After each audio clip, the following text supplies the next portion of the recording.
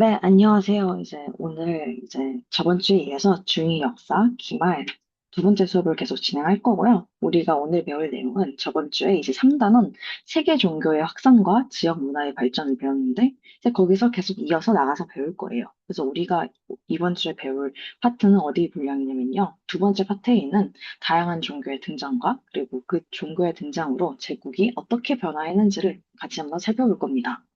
나 먼저 첫 번째로 이슬람교와 이슬람 제국이 어떻게 성립이 됐는지부터 한번 같이 살펴볼게요. 먼저 이슬람교의 성립부터 한번 살펴보겠습니다. 6세기 후반 서아시아 일대에서 비잔티움 제국과 사상 원조 페르시아가 서로 대립을 했어요. 그렇게 대립을 해서 이제 전쟁이 일어나니까 기존의 교역로가 막히는 이제 상황이 발생을 한 거죠. 그래서 이제 아라비아 반도를 지나는 교역로가 활성화가 되었습니다. 메카 그리고 메디나가 이제 무역의 중심지가 된 거죠. 그러다 보니 몇몇 귀족 세력이 무역의 이익을 독점하는 상황이 발생을 했어요. 그러다 보니 빈부격차가 더 심해졌고요. 또한 각 부족 간의 전쟁이 자주 일어나서 사회적 갈등이 심해졌고요. 그렇기 때문에 7세기 초에 메카의 상인 중 한 명이었던 무함마드가 알라를 유일신으로 하는 이슬람교를 창실했습니다. 그래서 무함마드는 알라를 유일신으로 여기는 이슬람교를 창실하면서 어떤 점을 말했냐면, 먼저 우상 숭배를 금지했고요. 그리고 모든 인간은 신 앞에서 평등하다라는 걸 강조했습니다. 그래서 알라, 신에게 순종하면 누구나 천국에 갈 수 있다고 강조해서 사람들의 지지를 얻을 수 있었어요. 근데 이제 그런 상황을 다른 메카의 귀족들이 이제 가만히 보고 있진 않았죠. 그래서 메카의 귀족들은 무함마드를 탄압했습니다.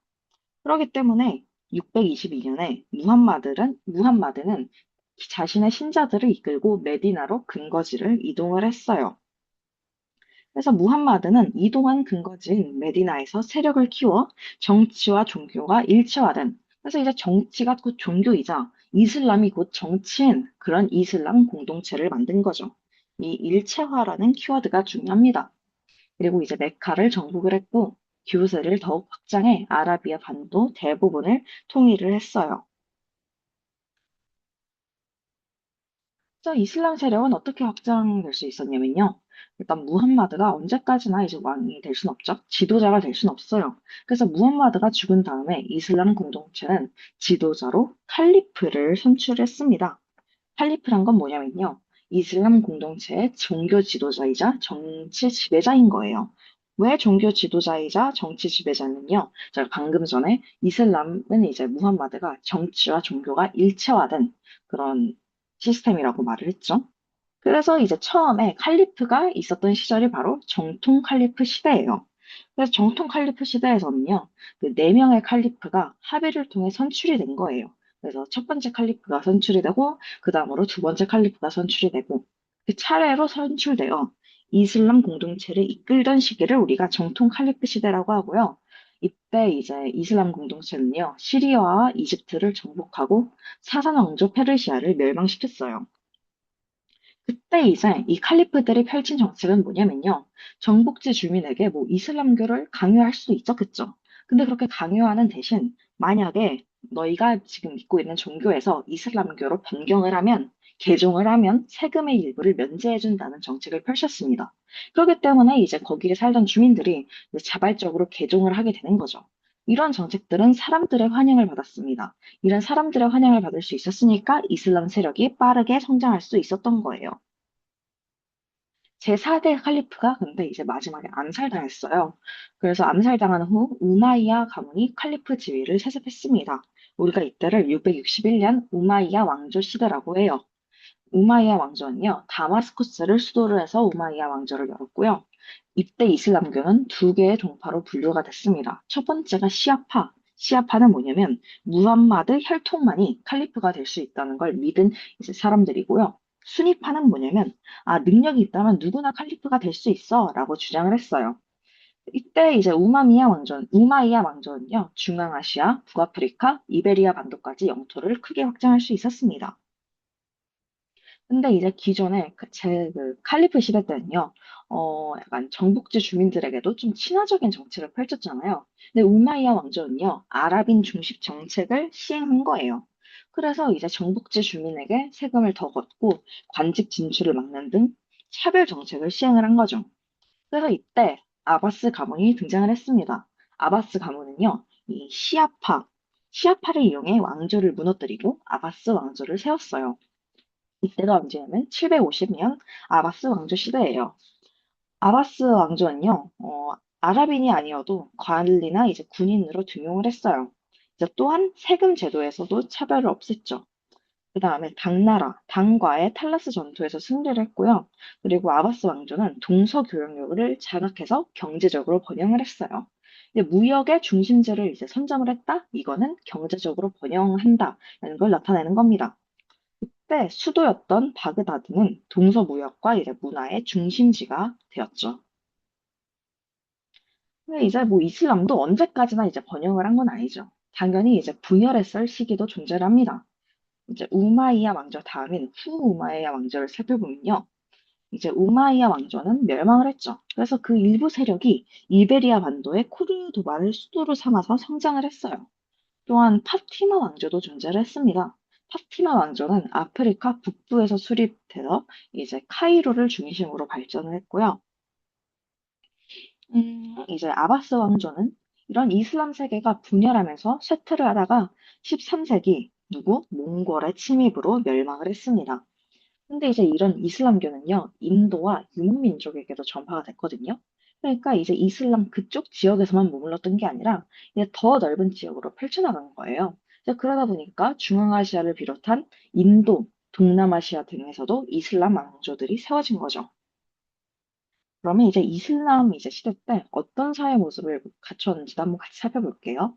일단 이슬람 세계에서 중요한 키워드 하나를 꼽자면 이제 기독교에는 성경이 있죠.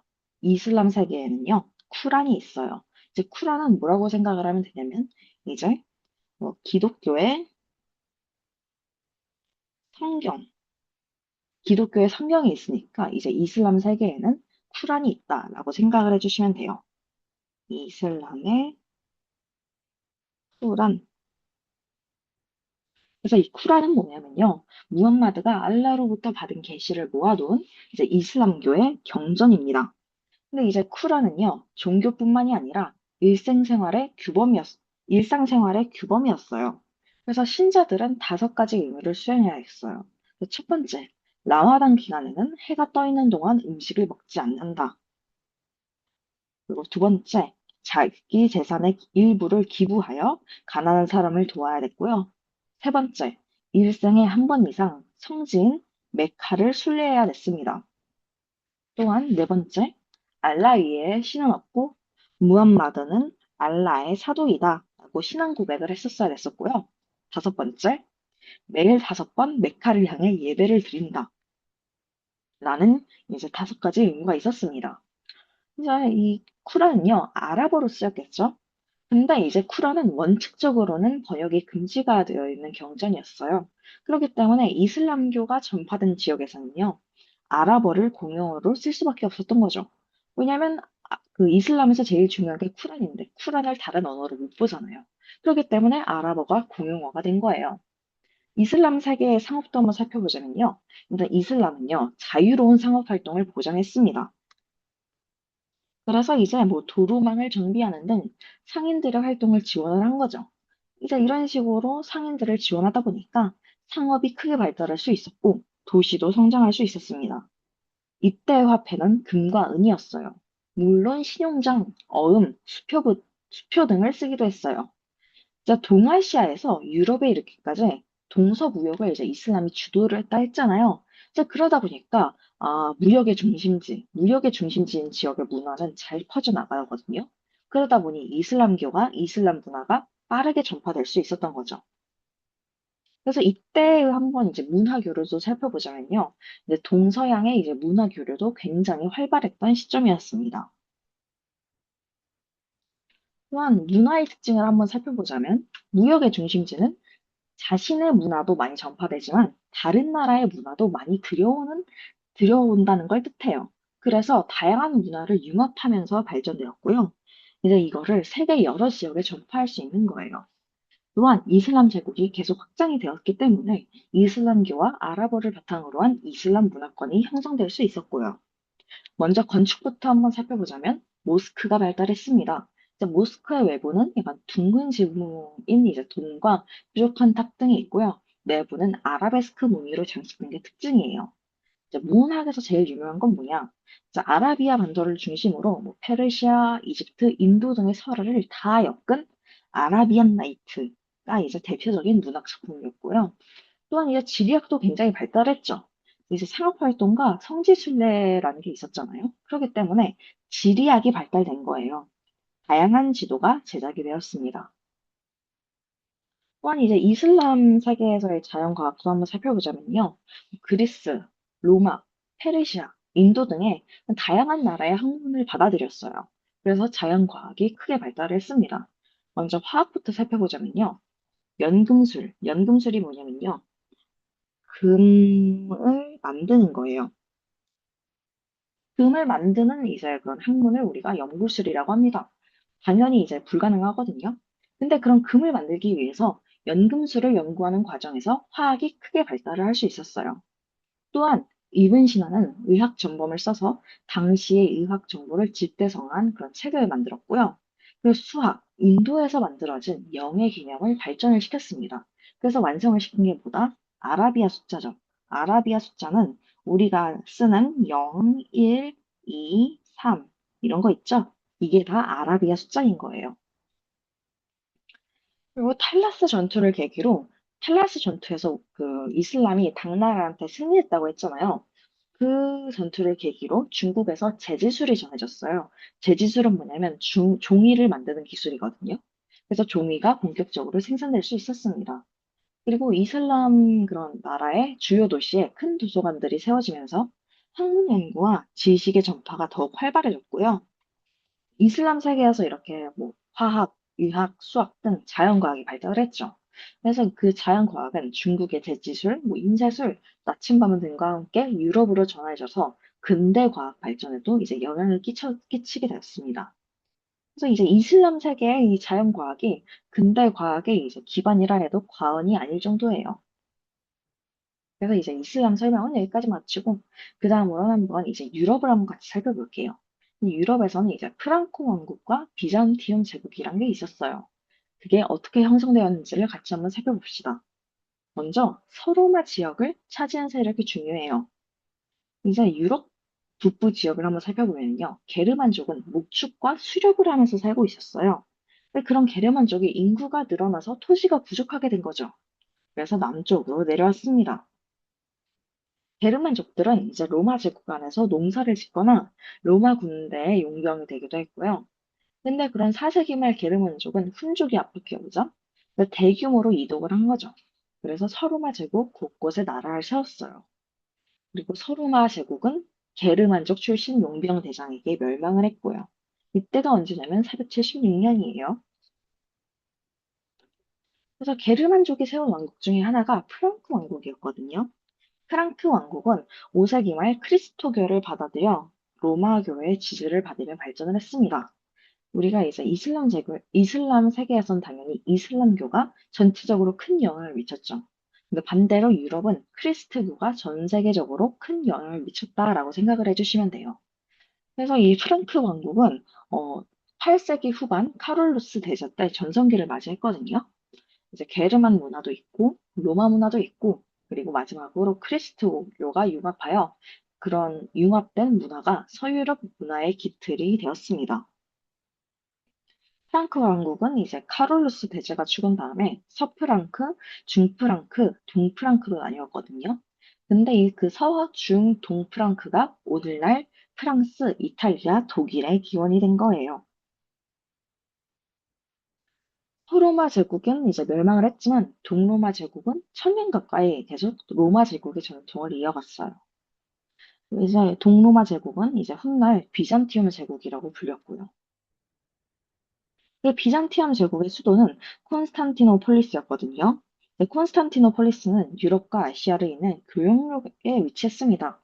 그 말은 즉슨 뭐냐면 콘스탄티노폴리스가 바로 동서무역의 중심지가 되었죠. 중심지는 뭐다? 곧 번성한다를 뜻하는 거예요. 그리고 이제 동로마 제국은요, 6세기 전반 유스티니아누스 황제 때 전성기를 맞이했고요. 비잔티움 제국의 황제는 뭐 정치적, 군사적 통치권 당연하고 종교적 권한까지 가진 거예요.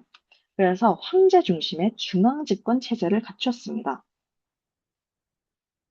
근데 이제 이때는 이슬람 세력도 계속 확장을 하던 시절이었어요. 그래서 이제 영토가 지속적으로 줄었고요.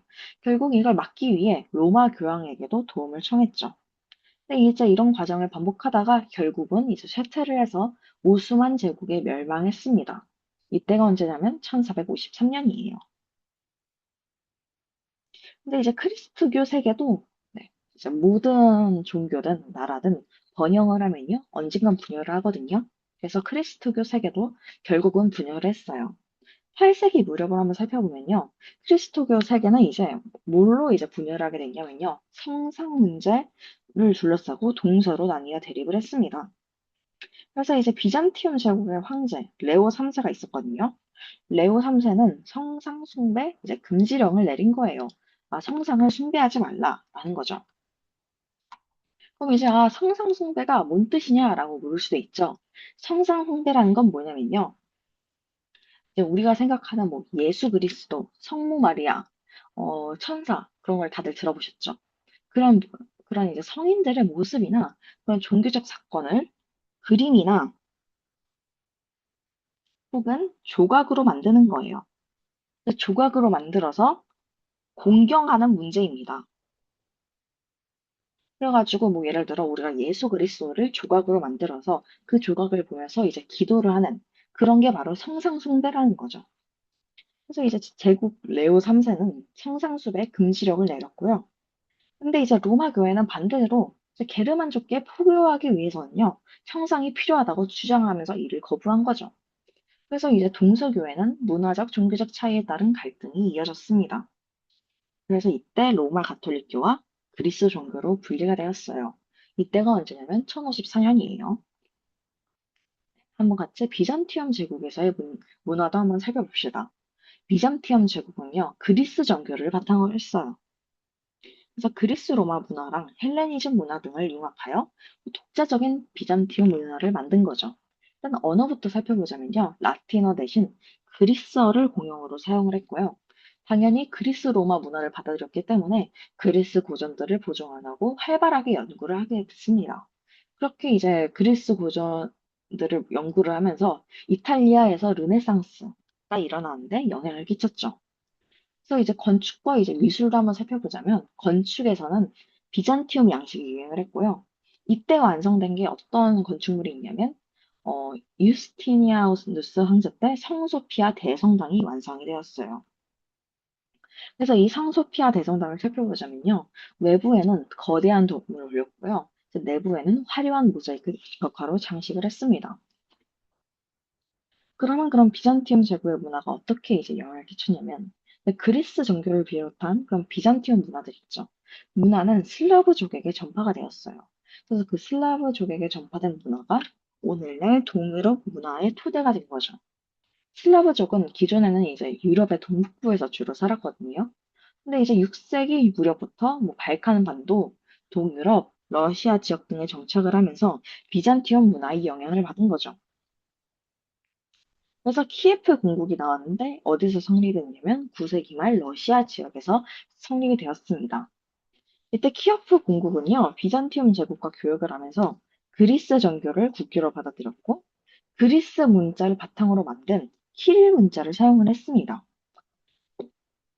이제 우리가 아까 전에 비잔티움 제국 때 만들었던 건 성소피아 대성당이죠. 얘는 조금 달라요. 비잔티움 양식의 영향을 받은 키예프도 이제 성소피아 성당을 세운 거예요.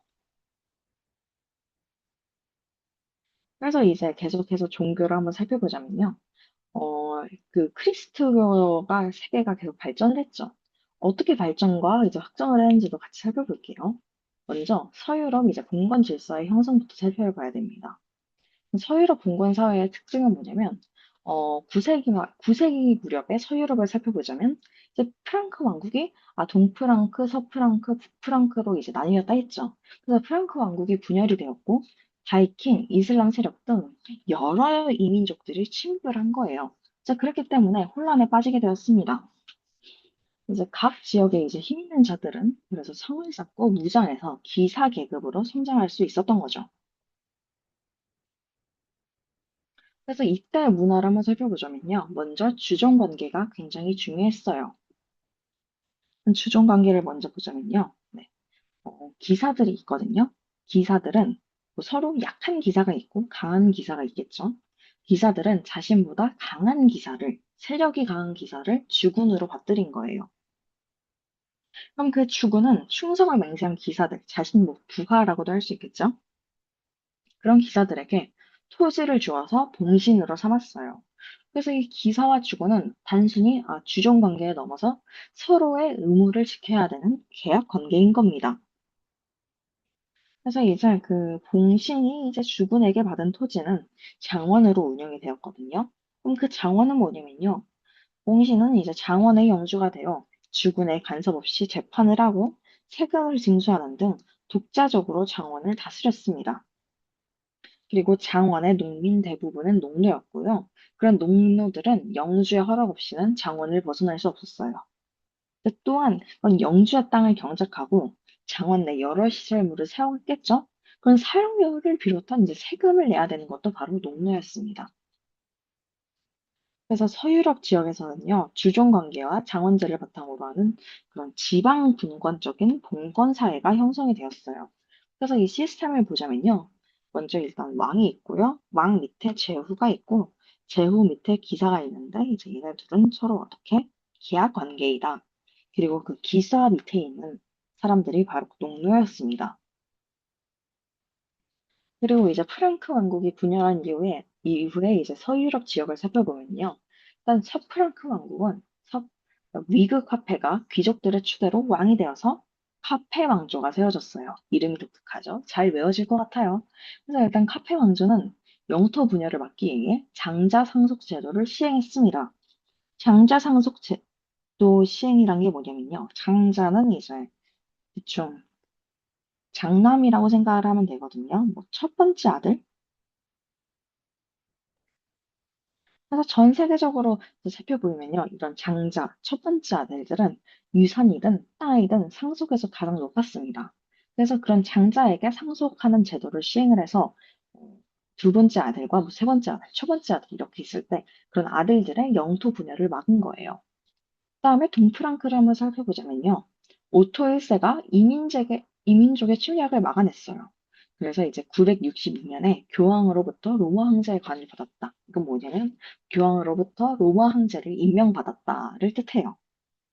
이게 바로 신성 로마 제국의 기원이 되었고요.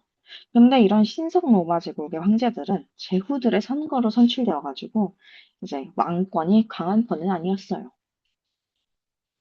근데 이제 교황이 있고 황제가 있다는 건 뭐냐면요. 나라에 높으신 분이 두 명이나 있다는 걸 뜻하거든요. 근데 그러면 굉장히 그 높으신 분들끼리 권력 다툼이 치열합니다. 당연히 갈등이 있었겠죠. 근데 크리스트교는 이제 프랑크 왕국의 보호를 받으며 세력이 확장되었거든요. 일단 9세기 이후를 살펴보면 먼저 봉건제가 확대되면서 교회의 성직자들 또한 이제 국왕이나 제후에게 봉토를 받고 봉신이 되는 일이 많아진 거예요. 그리고 이제 국왕이나 이제 제후가 성직자 임명권을 행사했거든요. 그래서 이제 교회는 점차 세속화되었고 성직을 이제 매매하는 일도 발생을 한 거죠. 그래서 이제 교회 안에 있는 뭐 목사든 아니면 뭐 이제 교회 이제 성직자들이든 그런 약간 지위를 매매하는 일들이 발생을 했어요. 그래서 이제 10세기 무렵부터 클리니 수도원을 중심으로 이런 세속화된 교회를 개혁하자 그런 교회를 개혁하려는 움직임이 일어났어요. 그래서 11세기 후반을 한번 살펴보자면요. 교황과 신성 로마 제국의 황제가 그런 성직자 임명권을 둘러싸고 대립을 한 거예요. 근데 이제 그 계속 대립을 하다가 결국 힘이 더 센 게 교황이었거든요. 그래서 교황이 황제를 파문했습니다. 이제 파문했다는 건 뭐냐면 쫓겨났다는 거예요. 그러니까 교황이 황제를 쫓아낸 거죠. 그래서 이제 황제는 카노사에서 교황에게 용서를 구했어요. 이걸 바로 우리가 카노사의 굴욕 사건이라고 합니다. 얘는 세계사적으로 굉장히 중요한 사건 중 하나니까 꼭 외워두세요. 그래서 이런 성직자 임명권을 둘러싼 갈등이 계속 커진 거예요. 그래서 결국 보름스 협약에서 성직자 임명권은 교양이 가지는 것으로 타협을 했습니다. 그래서 13세기 무렵부터는 교황의 권한이 점차 강화됐고요. 그래서 이제 교황은 해, 국가는 달에 비유되는 그런 말도 나온 거죠. 왜 교황이 해냐면 교황이 힘이 됐으니까 해고요. 달은 우리가 밤에만 볼 수 있는 그런 존재잖아요. 그러니까 이제 달이 힘이 더 약하기 때문에 국왕에게 비유됐다라고 생각을 해주시면 돼요. 그래서 약간 힘의 이제 화살표를 그려보자면 교황한테 조금 더 커졌다라고 생각을 하시면 됩니다. 이제 이렇게 크리스트교가 강력하다 보니까 중세 서유럽에서는요, 크리스트교가 사람들의 신앙생활도 지배를 했겠지만 당연히 일상생활도 지배를 한 거예요. 그리고 사랑과 평등을 강조를 했고요. 근데 사랑과 평등을 강조하면서도 크리스트교는 신분제 사회를 뒷받침했습니다. 그래서 사람은 각각 고유한 역할이 정해져 있다고 여긴 거죠. 먼저 성직자는요, 기도하는 사람이에요. 그리고 귀족은 싸우는 사람이고요. 농노는 일하는 사람이에요. 그래서 이제 이런 중세 서유럽의 문화는 크리스트교를 중심으로 발달한 거죠. 크리스토교가 중심이 되다 보니까 언어는 당연히 라틴어가 공용어로 사용이 되었고요. 그리고 뭐 학문도 신학이 학문의 중심이 되었어요. 뭐 신학은 뭐냐면 종교 학문이라고 생각을 하면 돼요. 근데 우리가 여기서 말하는 신학은 당연히 크리스토교 학문이겠죠? 네, 그렇게 알고 계시면 됩니다. 철학은 신앙과 이성이 조화가 된다고 믿었어요. 그래서 스콜라 철학이 유행을 했고요. 12세기 이후의 유럽을 보면 곳곳에 대학이 세워졌고, 그런 대학은 처음에는 교사와 학생들의 조합에서 시작이 되어서 이제 자체적으로 운영되었다는 게 특징입니다. 문학은 이때 약간 기사가 이제 자신의 주군을 모시는 만큼 기사가 중심이 되었단 말이에요. 그래서 기사의 모험담을 담은 기사도 문학이 이제 유행을 했습니다. 그리고 건축을 한번 살펴보자면요. 12세기부터는 첨탑과 그리고 스테인드 글라스를 특징으로 하는 우리가 이걸 바로 고딕 양식이라고 하거든요.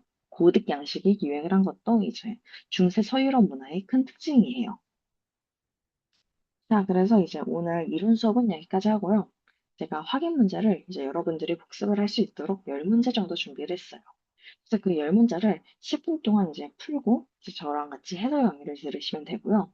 지금이 7시 29분이니까 7시 39분까지 풀고 오시면 돼요. 네, 그래서 10분 뒤에 해설 강의 진행하도록 하겠습니다.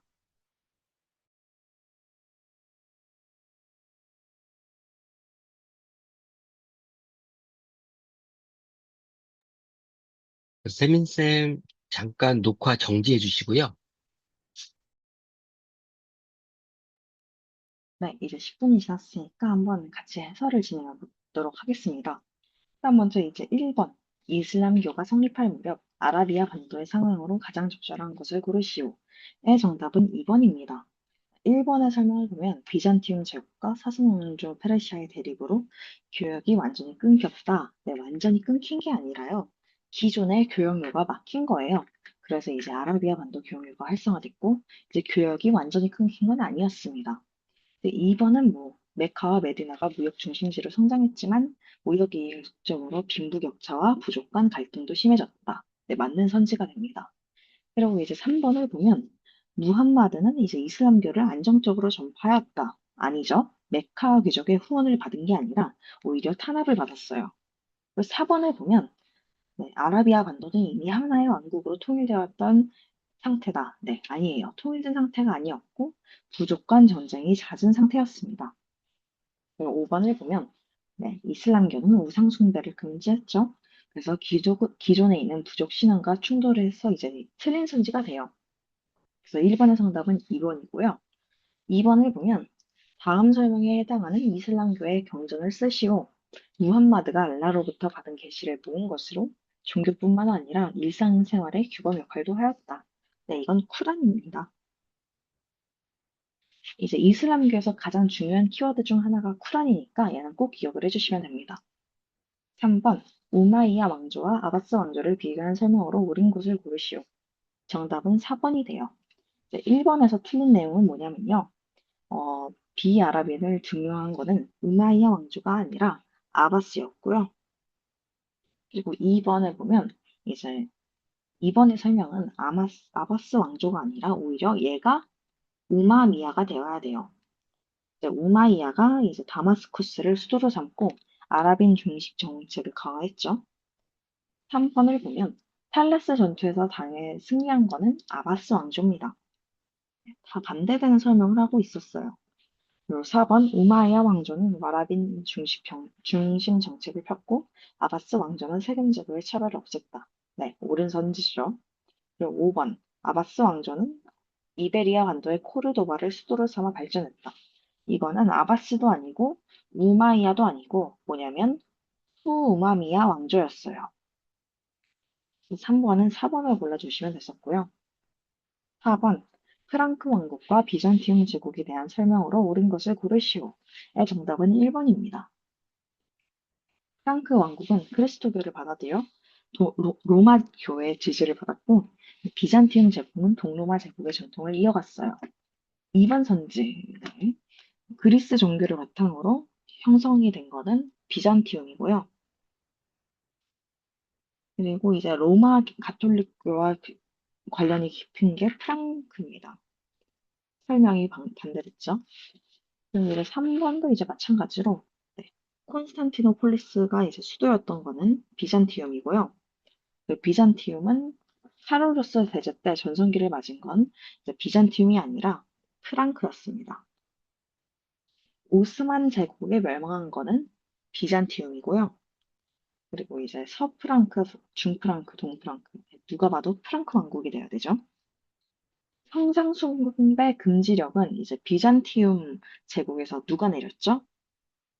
네, 레오 3세가 내렸습니다. 게르만 문화와 로마 문화를 융합한 거는 이제 프랑크 왕국이에요. 그래서 정답이 1번이 됩니다. 5번. 다음 설명에 해당하는 관계를 쓰시오. 주군이 충성을 맹세한 공신에게 봉투를 주고 공신은 주군에게 군사적 봉사와 충성을 바치는 계약 제도이다. 계약 관계이다. 이거는 주종 관계입니다. 주종 관계. 6번. 서유럽 봉건 사회에 대한 설명으로 옳은 것을 고르시오. 6번의 정답은 5번이에요. 1번은 어떤 부분이 틀렸냐면요. 이제 봉건 사회는 중앙 집권이 아니라 지방 분권적 성격이 강했어요. 지방 분권적. 그리고 이제 2번. 롱노는 영주의 허락 없이 장원을 떠날 수 없었죠. 3번. 장원은 이제 상업과 화폐 경제가 중심이 되지는 않았고요. 자급자족이 기본이었어요. 자급자족 경제. 상업과 화폐 경제 중심이 아니었습니다. 그리고 이제 4번. 공신은 봉투를 받으면 주군에 대한 의무 없이 네, 봉투를 받는 대신에 주군에게 충성과 군사적 봉사의 의무를 줬죠. 충성을 했었어야 돼요. 그래서 4번도 틀린 선지가 되어서 5번이 옳은 선지가 됩니다. 7번. 교황과 신성 로마 제국 황제의 갈등에 대한 설명으로 옳은 것을 고르시오. 네, 7번의 정답은 3번입니다. 교황은 황제가 아니라 이제 교회가 성직자 임명권을 가져야 한다고 주장하면서 이제 교회 개혁을 추진한 건 다른 거였죠. 네, 그래서 틀렸고요. 2번. 성직 매매를 공식적으로 허용한 적 없었습니다. 성직 매매는 교회 개혁의 대상이었어요. 3번은 이제 뭐 성직자 임명권을 문제로 교황과 황제가 대립했고, 교황이 황제를 파문하자 황제가 카노사에서 용서를 구한 거 기억하시죠? 이걸 우리가 카노사의 굴욕이라고 배웠어요. 4번은 어디가 틀렸냐면요. 보름스 협약은 이제 황제가 교황 임명권을 독점한 게 아니라 타협을 한 사건이에요. 5번. 13세기 이후 교황권은 약화되어 교황은 달, 국왕이 해가 아니라요. 교황이 해, 국왕이 달이었고요. 교황권은 강화되었죠. 8번. 다음 설명에 해당하는 사건을 쓰시오. 교황이 신성 로마 제국을 파문하자 신성 로마 제국 황제를 파문하자 황제가 카노사에서 교황에게 용서를 구한 사건이다. 이거는 카노사의 굴욕, 정확하게 기억을 해주시면 좋고요. 근데 문제에서는 이 카노사라는 키워드가 안 나올 수도 있어요. 그래서 이 키워드, 카노사하면 굴욕이 아니라 용서를 구한 사건은 카노사의 굴욕이구나. 카노사에서 용서를 구했기 때문에 카노사의 굴욕이겠구나로 기억을 해주시면 더 좋을 것 같습니다. 9번, 중세 서유럽 문화에 대한 설명으로 옳은 것을 구하시오. 9번의 정답은 2번이에요. 1번은 이제 아랍어가 공용어로 사용되었고, 모스크 건축, 아라베스크 무늬, 얘네들은 이슬람 문화죠. 신학이 학문의 중심이 되었고, 신앙과 이성을 조화를 강조하는 스콜라 철학이 유행한 게 바로 중세 서유럽 문화에 대한 설명이고요. 그리고 이제 3번을 보면 그리스어가 공용어로 사용되었고, 성소피아 대성당과 모자이크 벽화가 대표적이다. 이건 비잔티움 문화입니다. 4번에서 산스크리트어 문학이 발달했고, 왕이 비슈누의 화신이란 사상이 퍼진 거는 인도 문화고요. 유목 문화와 한족 문화가 융합되었고 석굴 사원을 중심으로 불교 문화가 발달한 건요. 이제 동아시아, 중국,